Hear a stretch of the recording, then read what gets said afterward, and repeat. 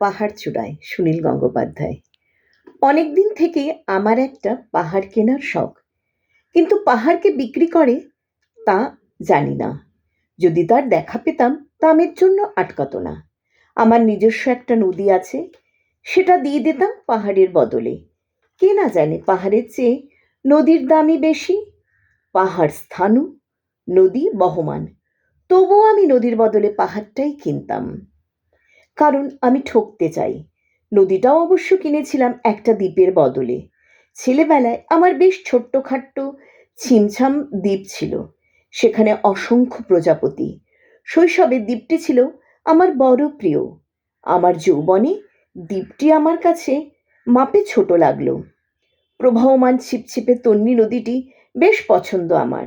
বন্ধুরা বলল, ওইটুকু একটা দ্বীপের বিনিময়ে এত বড় একটা নদী পেয়েছিস, খুব জিতেছিস তো মাইরি।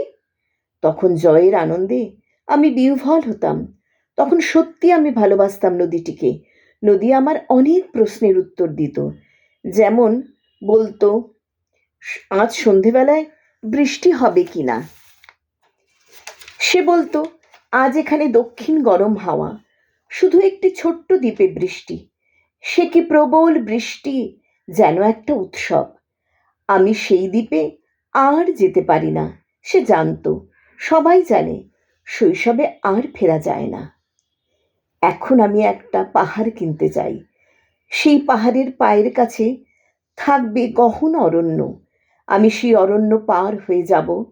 তারপর শুধু বুক কঠিন পাহাড়, একেবারে চূড়ায় মাথার খুব কাছে আকাশ, নিচে বিপুল পৃথিবী, চরাচরে তীব্র নির্জনতা।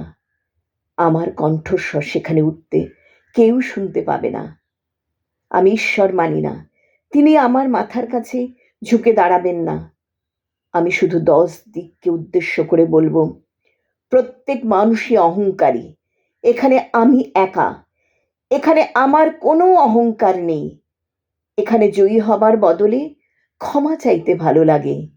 হে 10 দিক, আমি কোনো দোষ করিনি, আমাকে ক্ষমা করো। হে 10 দিক, আমি কোনো দোষ করিনি, আমাকে ক্ষমা করো, আমাকে ক্ষমা করো।